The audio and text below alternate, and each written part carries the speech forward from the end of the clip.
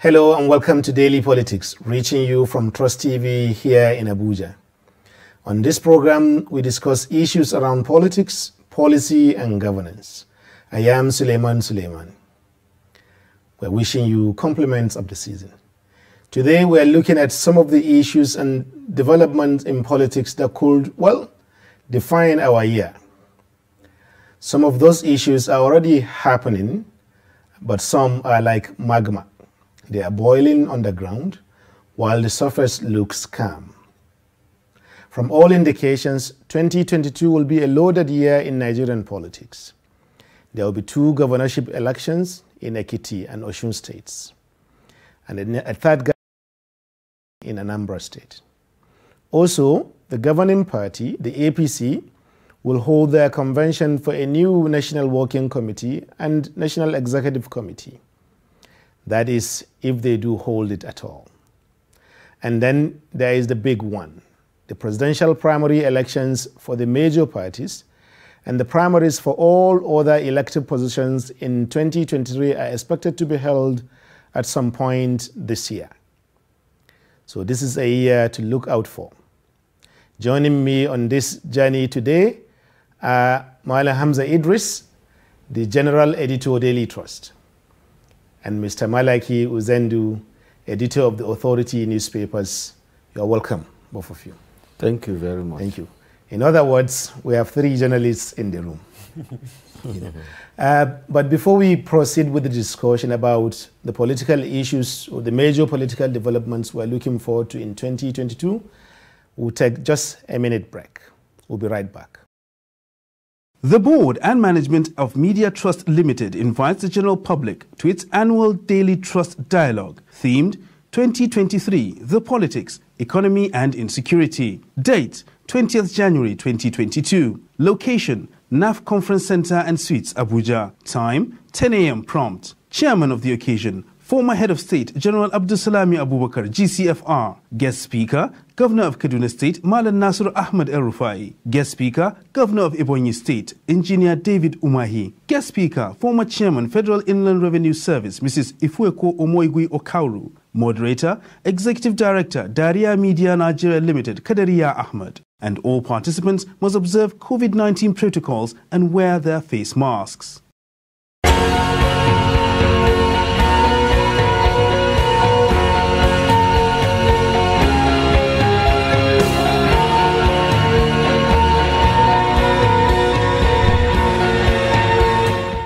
Welcome back.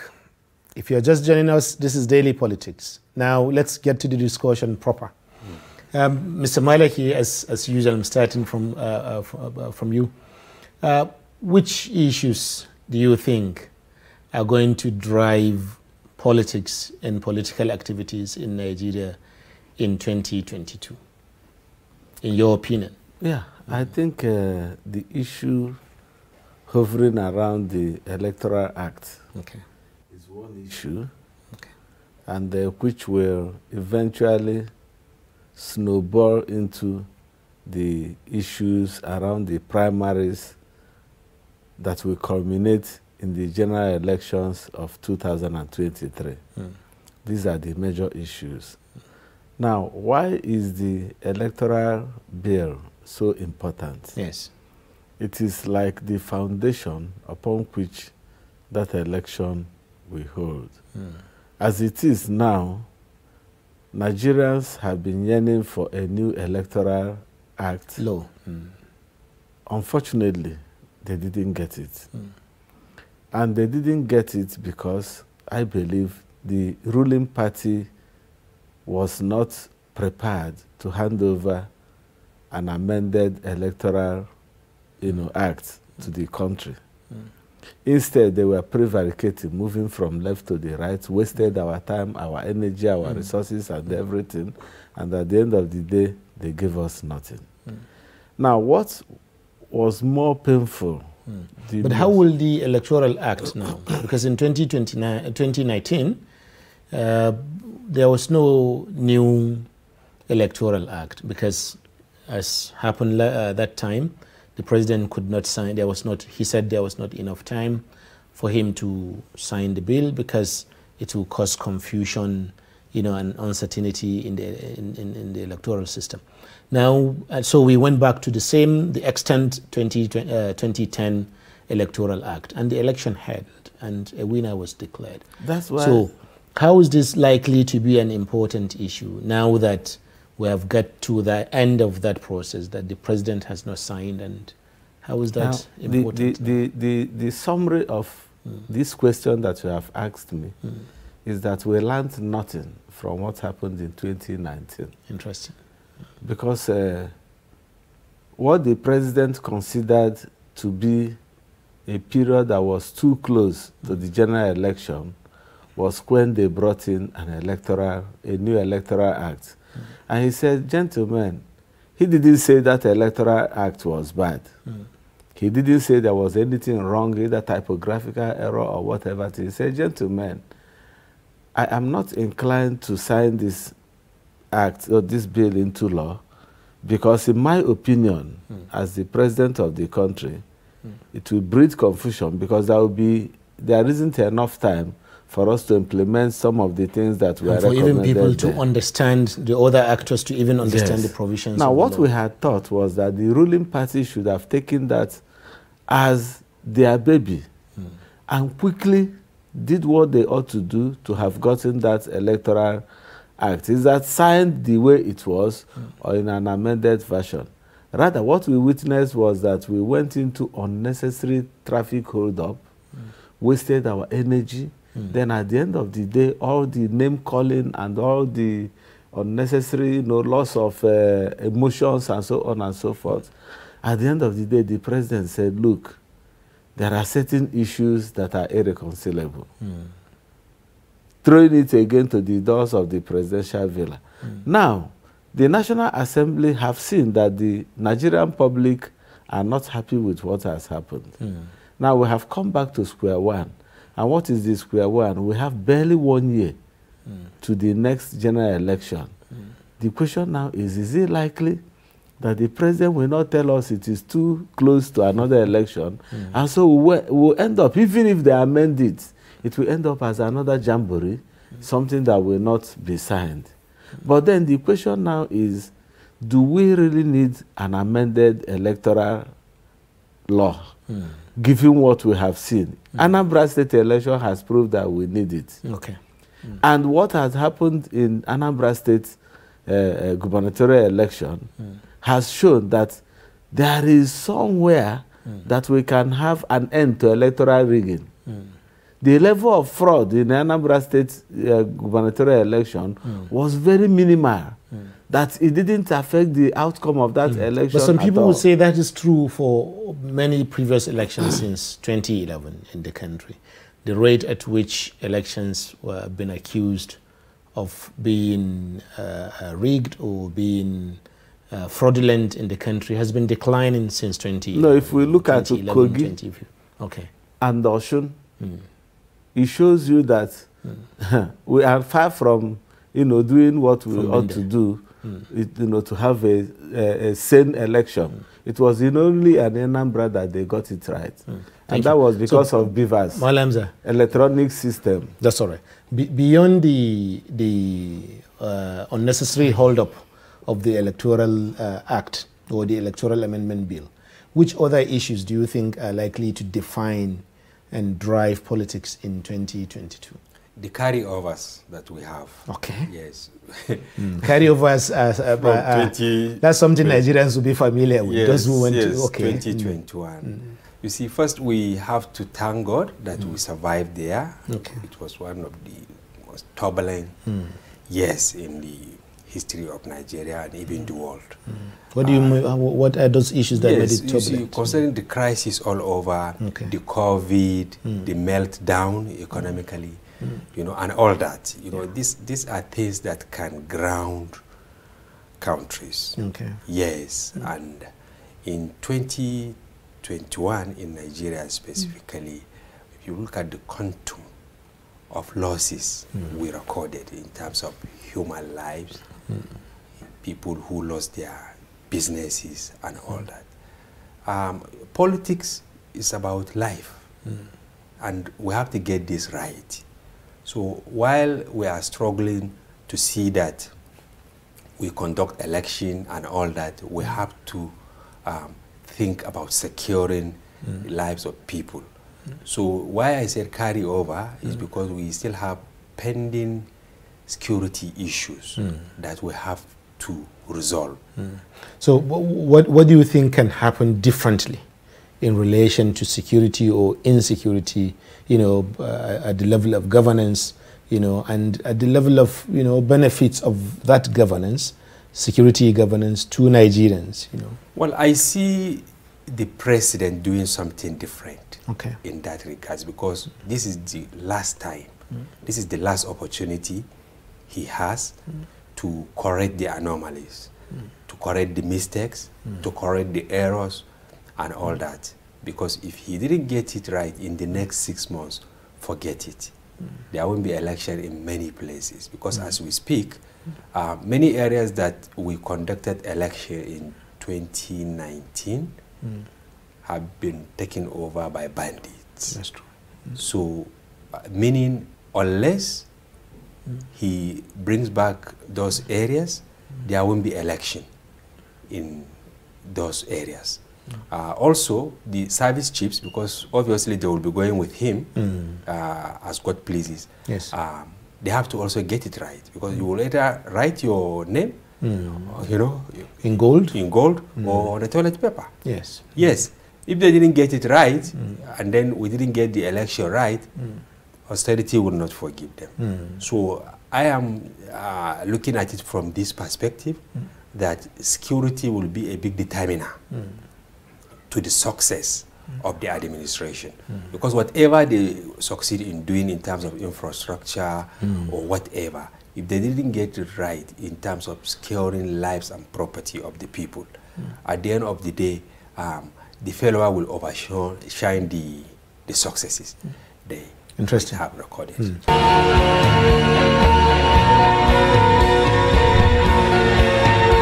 What about the states? You know, for example, states where there are quite a lot of JoJo between former governors and present governors and so on. Rivers, Kano as well, but also states where there is quite a lot of harmony between former governors and like Borno State, you know, and so on. Earlier on the radio, I had people who were talking about pairing Zulum and River State Governor Nwesu Nweke. What do you think about all of these, particularly at the level of states, you know, Gombe states, where you have this kind of conflict? And that how are they going to play that out? is the realignment I mentioned earlier. We are going to see high-profile realignments in the states, because in political science, there is no permanent friend and there is no permanent enemy. You see somebody who worked together with a colleague to defeat someone, now coming together with the other person, you know, just to serve their own interests. We are going to face that. We have started seeing this in Kano, for instance. You know, Kano is huge. Quite. And Kano set the tone, especially in the north. So we expect to see this in Bauchi. We expect to see this in Kogi. You understand? Even though Kogi is an off-season, not like what will happen in other. But on a general note, honestly, it is going to be an interesting year. Yeah, because many political opponents, they will come together in order to dislodge the incumbent. And they fail to learn their lessons. If you go to all the states that you have governors who are serving out their term, that is their second term, you still see them nocturnally grooming somebody to take over from them. Even though they too, maybe they were installed and then they fall apart with their benefactors. But they still want to now bring somebody who they think will be a puppet, who they think they will control. So, and at the end of the day, you will see the person who has been defeated now working together with the person who is going out now to bring somebody saying, okay, if we bring Mr. C, he's going to serve our purpose, and then we will now demystify the masquerade who wants to lord it over us. So I see serious realignment, and then, as I said also, many of them will defect from PDP to APC. Interesting. Others will defect from APC to PDP. And I foresee other political parties like PRP making an inroad, because from our analysis, we realize that some people might not be interested in showing a better outing at the national level. Okay. Yes, but at the local level. Yes, at the local level, maybe they will say, okay, let's see. For instance, PRP, I see them maybe putting candidates in Katsina, in Kano, and then Kaduna and probably Jigawa. I see them maybe trying to see whether they can consolidate what they have now, even though they don't have political power or position, elected position, but you know, by name, this is a political party that is very strong. And in the Southwest, I see Tinubu, for instance.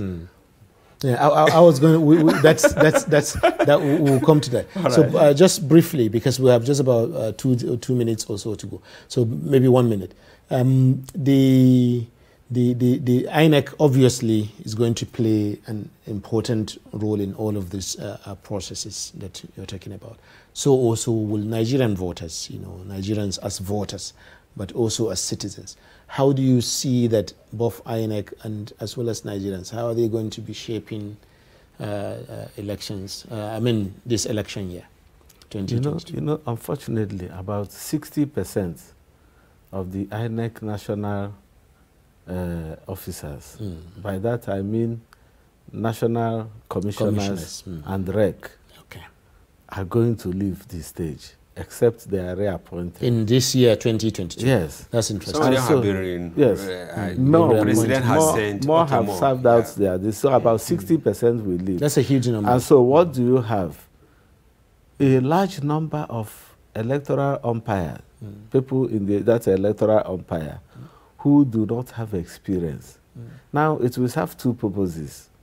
Number one is that you don't need the experience of Methuselah to do a good job. Okay. So we might end up having good people who have the interest of the country at heart, who are very, very nice, coming in to now pilot their affairs during the election.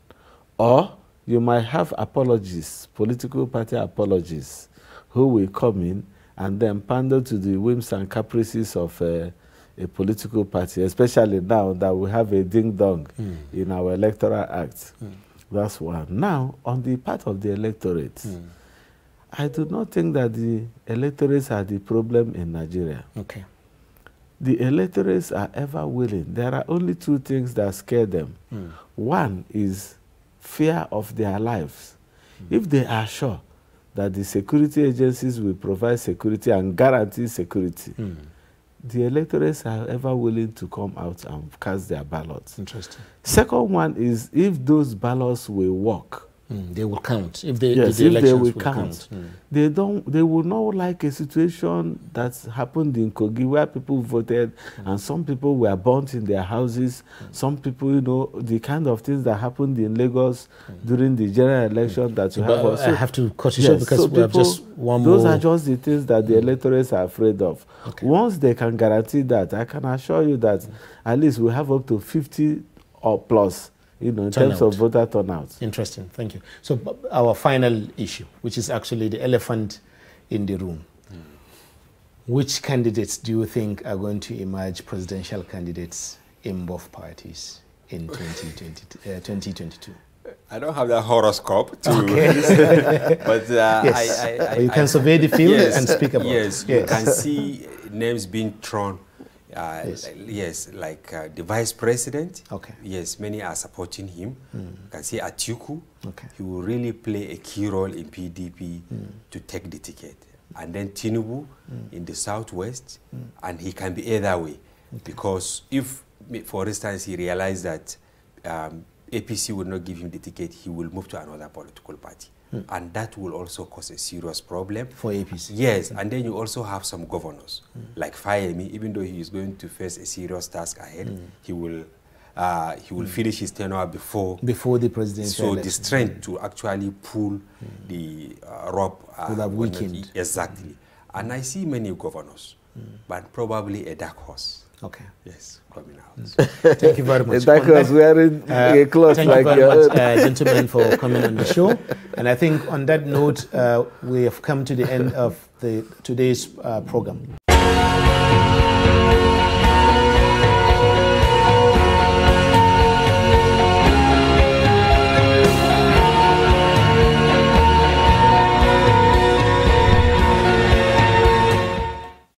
Today we focus on the local governments, particularly the FCT local governments, which here we call the area councils.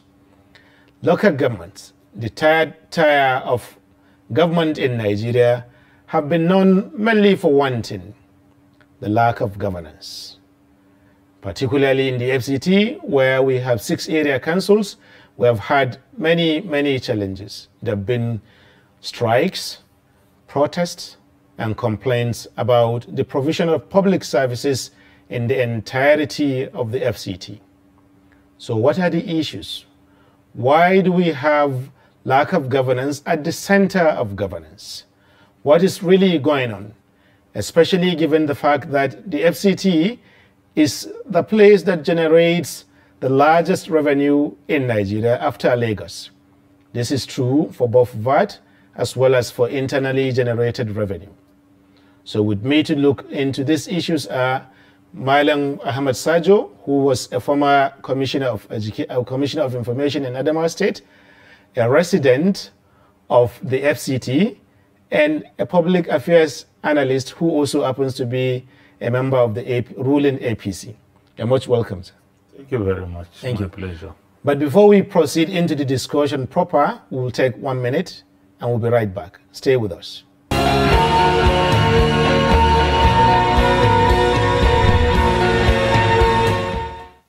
Welcome back. If you're just joining us, this is Daily Politics on Trust TV, and today we're looking at governance in the area councils of the Federal Capital Territory, Abuja. And with me is Malam Ahmed Sajo, who has been a long-time resident of the FCT. Sir, where are we facing this? How is the FCT area councils, first of all, related to local government areas in the states? How are they similar and different? So that we look at that governance framework. I think we need to start from somewhere, and the intention of the creators of the Federal Capital Territory was not to replicate state structures. Okay. Was to create a different model, a model that is in tune with the intention of the FCT being headed by the president of the federation. You know, so the local government in the FCT are technically a second tier of government, not a third tier of government. Technically, okay. So they're like states because the president is the head of the FCT. Okay, he delegates that mandate to a minister and the minister of state, but technically he is the head of the FCT. The National Assembly is the legislative body for the FCT. Like we have state legislators. Exactly. Okay. So in the FCT, the situation is nearly totally different from what you have at the state level. Okay. And so the local governments here were never meant to be called local government. That's what they are called, area councils. Okay. They're just areas, you know, carved out to coordinate governance, you know, at the lower level on behalf of the superstructure, which is the FCT itself. You know, so the FCTA is a ministry and is also an administration. That's why it's called FCTA, Federal Capital Territory Administration. You know, the minister of FCT, you know, over time, the situation began to evolve. The minister of FCT is the only minister that flies a flag. He's the only one that drives in a flag car. So he's like state governor. Like state governors. Okay. But he does not have a legislature. His legislature is the National Assembly. And so, unlike governors who could very comfortably hold small discussion with the principal officers of the House of Assembly and say, dissolve the local government, appoint caretaker committee for me, increase this, reduce this, determine their tenure. Everything about the FCT area councils is determined by the National Assembly and the federal government. Thank you. One of the differences between the FCT area councils and local governments in other states is the autonomy the area councils tend to have. They tend to enjoy considerable autonomy. But there is the argument that that autonomy has not resulted into, and people cannot find the results of that autonomy. Exactly. And I will tell you why. Okay. You know, in the states, you know, some of us that have served in the states, you know, in the states, with basic understanding between the governor and the legislative house, any local government chairman can be kicked out. Okay. The FCT minister does not have those powers. To sack. He does not have powers to even call the area councils to order at some point. Because technically they are governed by the National Assembly. And for the FCT minister to go and seek the attention of 109 senators and 360 House of Reps members for him to institute changes in the area councils, it's a little bit Herculean. You know, it's difficult. And in any case, his relationship with the National Assembly is also limited. Because like I said, he's on a delegated mandate. The National Assembly and the leadership of the National Assembly understands only one head of the executive, which is the president. So the FCT minister is technically hamstrung when it comes to, you know, the issues of the area councils. But again, you know, the original intention was that the area councils will serve. But if the FCT minister is so hamstrung, why were this? Because since 2019, one of the major reasons why people have been complaining about FCT administration is that the mandate secretaries were not appointed for quite a long time. And that's the job of the FCT minister to do. And he's just done that in December. How does that relate to the autonomy that you say these area councils have? No, I think Since if the minister is appointing them, that means he has some power. No, the mandate secretaries have no control directly over the area councils. The mandate secretaries are supposed to be like commissioners, if you will, for the FCT minister. So these are his own cabinet. His own cabinet, so to speak. Okay. And unlike the cabinet of the states, where the commissioners and the advisors have to be taken to the House of Assembly for them to be approved by the House of Assembly before, in the case of the mandate secretaries, all the minister does is to seek the approval of the president. Okay. So they are not even at par with commissioners in the state. They just people to come and help him. And in the wisdom of the current minister, he felt that the top hierarchy, the directors, that the most senior directors in each of the departments could play the role of mandate secretaries until he makes up his mind to appoint mandate secretaries. Thank you. And they were doing it. They were doing it effectively, except that, you know, at least political appointees will come with a different vision. The career civil servants have their own vision, which is limited by the fact that they are career civil servants. They go by the book sometimes. But a political appointee could be innovative in his approach to the process. I think it's interesting that we're starting this discussion, you know, with the institutional framework of the FCT, which appears more complex than otherwise most people would be aware of now. Absolutely. Thank you. But it is wanting to have institutions, and regardless of their frameworks. It's another thing to deliver the results, the goods. The FCT is the state. If we call it a state, the territory receives or generates the largest revenue outside of Lagos State.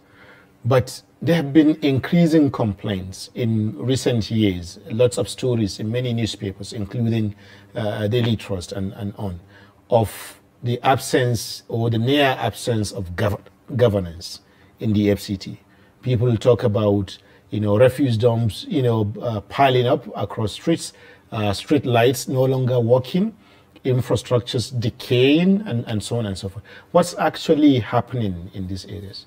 Let me tell you, I live in an estate where we have almost become our own municipal government. Okay. We contributed money to build our roads. We contributed money to provide our water. We pay for our electricity. We pay our cleaners. We clean our refuse dump. So we are almost like a municipal government. But we are inundated by the area council staff coming to ask for one tax or the other. Exactly. We're coming to that. This is the bane of the Nigerian society. We have a whole lot of responsibilities that are not clearly, defined in the manner that they can be monitored. There are entitlements without responsibilities. Okay. This is our problem in this country. So many agencies of government feel entitled to come and harass you, collect whatever they can collect from you, but they are not obligated to give you service. And I give you one very typical example that some of us have been complaining about.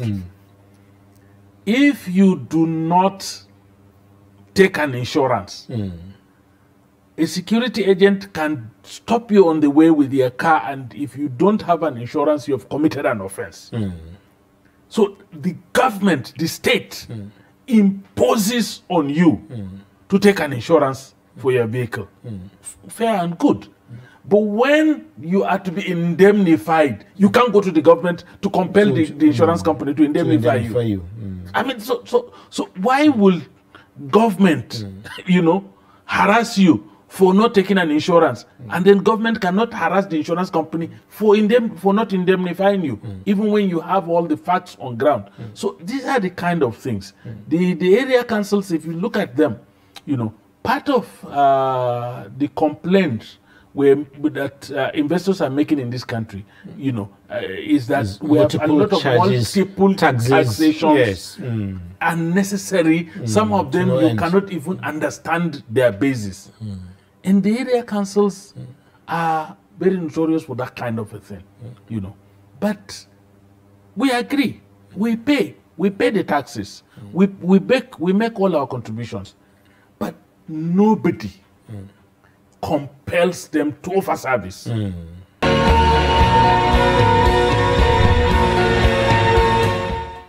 All of these problems and these challenges of the FCT, a lot of people are laying it straight at the doorstep of the minister of the FCT, and they're fingering things like his style of leadership that, for example, you had many years without the appointment of the mandate secretaries, just like governors in Edo State, where they have one state cabinet.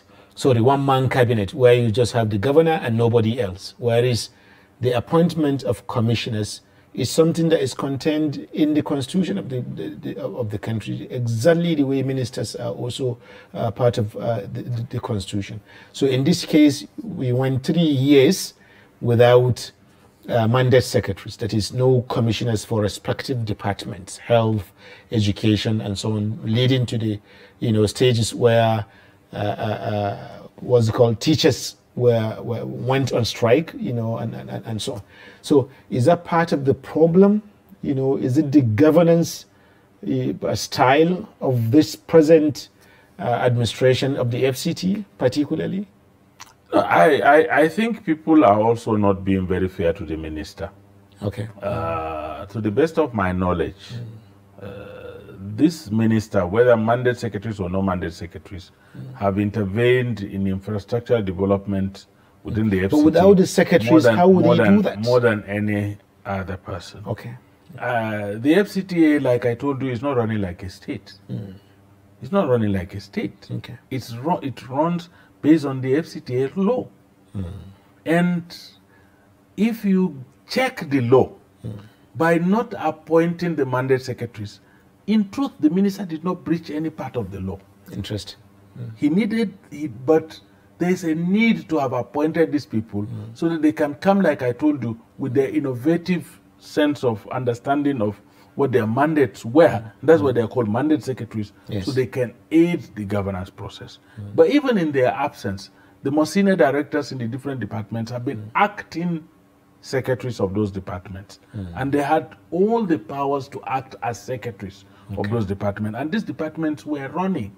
Not that they've never slowed down one bit. But everybody has his own style.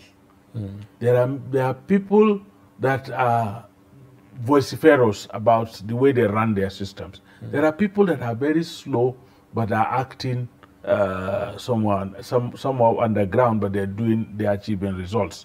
So perhaps this is his own style.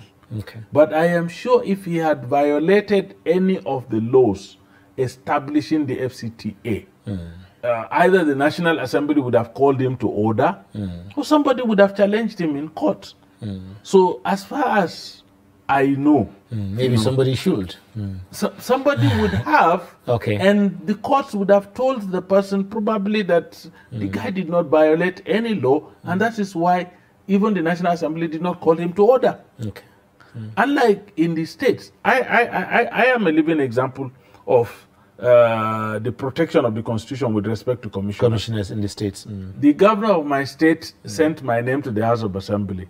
The House of Assembly refused to either clear me or return the name to the governor. It stays with the House of Assembly for 22 working days. And I went to section 192 subsection 5, where it says that if your name stays in the House for 21 working days, you are cleared by the Constitution. I was cleared by the Constitution. So the Constitution is very clear about commissioners. So as a final question, what, just the last minutes that we have on the program, what can be done to improve the governance of the FCT administration? Oversight.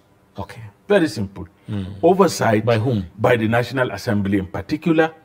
And by the agencies that have been established to manage the area councils. They have area council audit. They have area councils commissions. They have area councils. They have agencies responsible for ensuring that the area councils deliver. The area council primary education board should be able to go around and make sure that the monies that are being given to area council to area councils to manage primary schools or to support the primary education are done correctly. So with that oversight, no area council will be up and doing. So it's oversight that is required at all levels, but most importantly by the National Assembly. Interesting. So oversight, oversight, oversight, oversight. That is the crux of our discussion today if we wanted to improve the governance system in the FCT. And I guess throughout the country. There is no governance without some form of oversight, without some form of checks and balances. This is the real takeaway from our discussion today.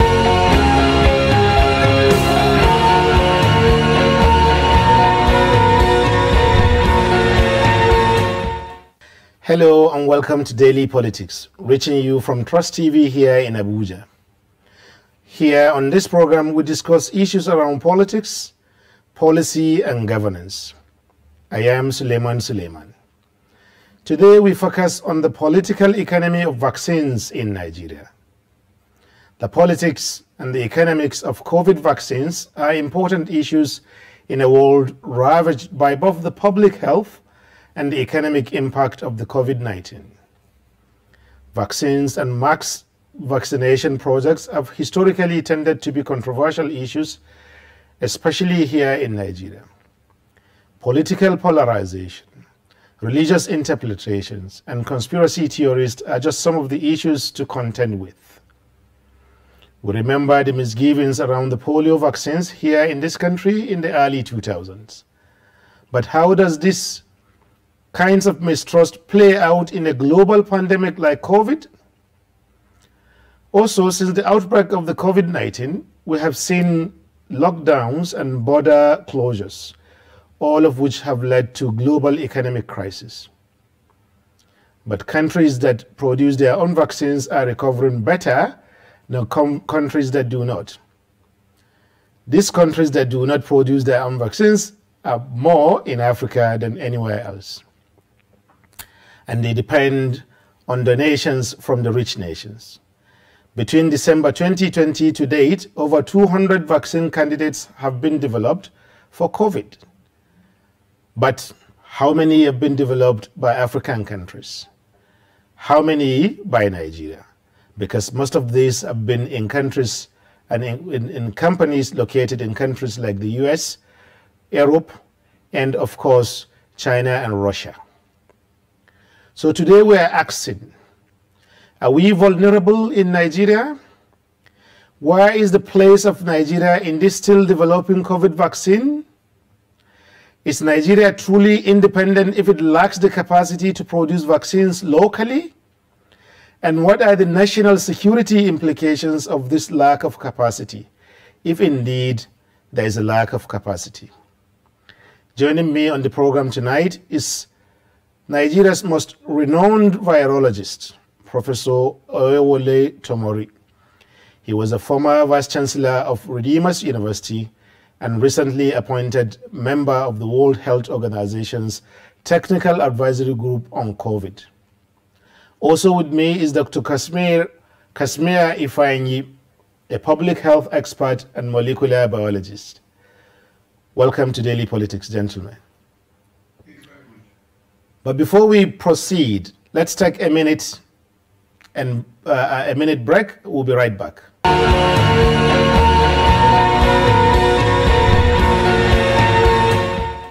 Welcome back. This is Daily Politics on Trust TV. Now we're going to talk, a little more about the policies of vaccines, and I'll be starting with you, Prof, since you are joining us remotely from Lagos. Prof, today it's not the science of vaccines that is important to us, but the politics of vaccines, because all science is still a political activity.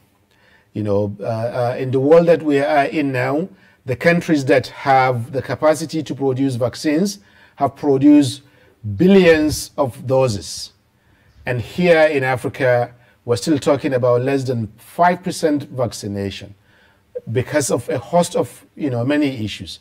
Not just there is lack of vaccines, but there is also vaccine apathy, which will come then to. So to what extent are we left behind in this, in the production of vaccines? And what does that portend to countries like Nigeria, but also other African countries? Thank you, my friend Suleiman, and compliments of the season to you.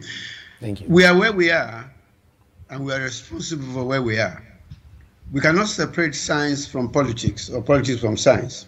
Okay. In the other parts of the world, the political situation has put support and funding and created a great environment for their science, and they are reaping the benefits now. Interesting. And that's the problem. That's why I said you cannot really separate science and politics. They work together. If you use your politics to develop your science, you will be in the position of where the European countries are. But the sad part of it was that this country was producing vaccines, human vaccines before. Interesting. Even now, on what kinds of vaccines in Nigeria? Yeah, we started with smallpox vaccine in those ancient days, and then we produced yellow fever vaccine, and also what called anti-rabies vaccines for human use also. But even right today, next door to to Jos in Vom, there is a center there, National Veterinary Research Institute, that has been producing vaccines in this country since 1924, and they are still producing. So what happened? And this is somebody where politics comes in. What happened with Lagos? which was where producing the original vaccine before, was changes in government and changes in policy that destroy the foundation of our vaccine production in the country. Interesting. Thank you. Dr. Fenyi, we will revisit the question of what Nigeria used to do and what has changed from now. But currently, it is said some countries in Britain, for example, or in Israel, they are talking about the 5th jab for everybody. You know, they've done the first dose, the second dose, the third dose, the fourth dose, you know, third dose. In the UK, a similar thing, you know, almost 60–70% of the population, or the eligible population, have had their first, second, and third doses. You know, they are now administering the 4th dose. But here in Africa, or countries like Nigeria specifically, we're still about 4%, you know, of the first dose, and then the second dose is even less than that. What's really happening? Well, thank you very much. You see, the politics of vaccine in Nigeria, it can only be compared to the politics with the importation of refined petroleum product. Interesting. It's akin to having plenty of crude, but whenever we need refined product of any kind, they would have to be imported. Meaning that we have the right crop of human resource here in country to drive the process of vaccine production. Prof had given a backdrop of where we used to be in vaccine production. To cap what Prof said, at a time, this same country, that same public health laboratory in medical compound Yaba had a pre-qualification by the World Health Organization to produce the yellow fever vaccine that was used to contain the yellow fever outbreak in the entire West African sub-region from Nigeria. So that is where we used to be. And we yet have those capacity, human resource particularly. Of course, it's no news that one of the front runners in the research that led to the Pfizer-BioNTech vaccine is a Nigerian who trained in Nigeria, who graduated from University of Nigeria before going abroad. So for human resource, we have that in abundance. What is the disconnect? Our inability to leverage our politics to develop our science. Just like he said, we've not been able to leverage our politics. Of course, what have we succeeded in doing? We have rather used politics to underdevelop our science and to destroy the rudimentary ones we had. For example, still speaking about the medical compound Yaba, at a time they said they were going to upgrade the capacity of that particular facility when it was in existence towards the late 80s. Can we imagine this your studio? You want to upgrade your camera capacity and you go acquire a camera without considering if the size of the camera can come into the studio. And so we acquired, for example, a freeze dryer, an integral component in the production of the vaccines we had there. And we acquired one that could not enter into the place it needs to be installed. So there was the dilemma: do we take down the building? Do we take down the wall? That's the kind of politics we played. All that because we had squared pegs in round hole. Fallout of politics. So politics, it's not helping us here in country. You talked about the developed world. The developed world you referred to, Europe, North America, Canada, China, accounts, well, less of China. If you take the real developed world of Europe, North America, they account for about 14% of the entire global population. And so you see the situation, the dilemma is that we have the few controlling the much needed resource for human existence and development. Thank you. Prof, where Dr. Ifeanyi stopped off leads us directly to the issue of COVAX, the global framework being by the WHO, for which you are an advisor on these issues. So this COVAX has been around, you know, for just as long as development of vaccines. but so far it has not translated into greater access to vaccines for countries like Nigeria or in Africa or other poorer parts of the world. What's happening politically at that global level? Thank you very much. Yes, I think we must go back to some of the issues that happened in Nigeria. Then I will talk a little bit about COVAX. Okay. My friend mentioned the issue of human resources.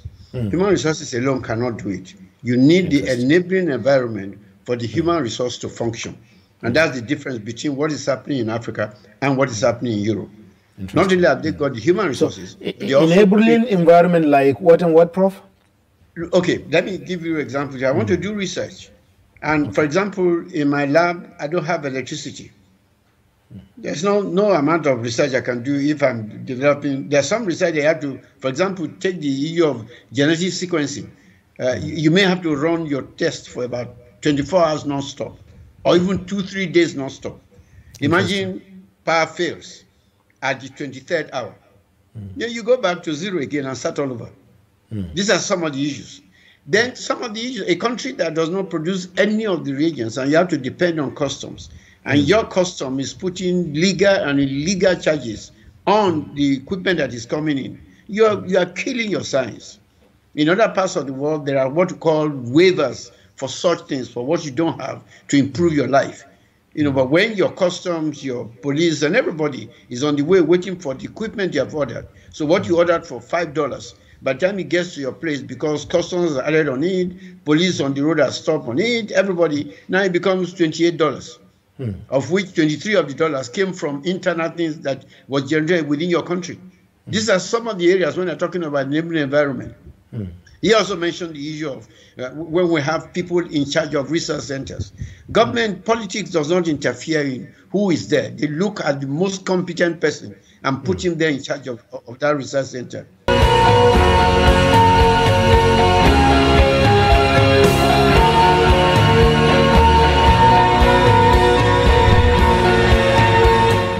So supposing we wake up tomorrow and we have not alpha or beta or Omicron or Delta or Omicron variants, but a whole new variant, which is now more deadly in Africa than the ones we have so far. God forbid. But on these issues, you have to do more than just pray, do more than God forbid. If we have a variant of COVID that is, as deadly as Ebola was, for example, or as deadly as COVID has been in Europe and other parts of the world, how prepared are we in Nigeria to contend this? We're looking at assuming we have another variant tomorrow. How will Nigeria respond? Okay. I had said severally in other print and electronic media that, of course, it's considered that COVID exposed how weak most health infrastructures and systems are, particularly that of our country. Yes. Our own can be said to also be non-existent. You see, my worry is that we have not even learned enough. We have not applied any lessons. I give you an example of what I said last week, somewhere else. The federal government of Nigeria made available for all the 36 states of the country and FCT. No state got less than $1 billion. Special COVID fund. Okay. Can any governor point succinctly to how they have utilized the money to enhance their health system? Interesting. They also disbursed about 950 million, close to another, about $1 billion again, to about 36 federal teaching hospitals and federal medical centers. At the time, the Minister of Budget, National Planning rather, went to the University of Calabar Teaching Hospital. I mean, the University of Port Harcourt Teaching Hospital, UPTH, and demanded that he should be shown a tangible project that resource had been applied to. He was disappointed. In fact, he threatened to call the anti-graft agencies for the hospital. And so, that brings it to the fact that if tomorrow we have something more devastating as than the Omicron variant, it's a real possibility. Yes, we will be caught cap in hand. Prof, we're giving you the last word today because we're just about towards the end of the program, almost ended, just about 1 minute left. He is speaking very passionately about on internal failures that put us at the mercy of, any outbreak of any deadly viral or other kinds of infections, not just COVID. But Yes. last month, it was reported that while in one of these government meetings, you could no longer hold it, you burst into what some people called Tears for Nigeria. Would you want to say these are the reasons that Dr. Ifeanyi is saying now? Were there the things that got you to tears? And how far are we, in trying to wipe up your tears as a country? Yes, thank you very much, Suleiman. I have something to compare. Yes. When I was growing up, so I knew what Nigeria was. I knew what we were capable of doing. And I kept saying, I never left this country. I did all my studies in this country. And I'm what I am today. And I keep saying, I owe this country more than I can pay back. To see what we are now. Not because the people are not, but because of the environment that have been created by political leaders. And that's what probably brought me into the tears. I saw that this was the country that made me what I am. This is the same country that's now destroying me because of the environment. So, are we prepared? No, we are not. Have we learned any lesson from COVID? I hope we have, but I doubt it. Take the issue that you're talking about. When COVID came, there were only for 2 labs, according to Chikwe and the group. Then we broke it up to 140. Go and check their records today. Every week, 40 to 50, 60 of those labs are no longer functioning. Interesting. So if we wait for another 4 or 5 years, maybe we go back again to 2 when the big epidemic comes. So, oh no, we have only 2 more labs. What is happening? Thank Why you very are we much. building 140 labs? So, Thank you very much, Prof. And thank you, all our readers. Thank you, Dr. Ifeanyi, for coming on the show. It's a pleasure. Thank you, Professor Ole Tomori. We hope to have you back on the show together. I think the main takeaway for today is that regardless of global politics, it is in Nigeria's national security interest to develop its own capacity to produce vaccines, and not just vaccines for COVID, but vaccines and also for any other viral outbreaks that may be lurking somewhere to attack us. On this note, we draw a curtain for today's program, and we thank you for staying with us, and we hope you join us once again for tomorrow's episode of Daily Politics. I am Suleiman.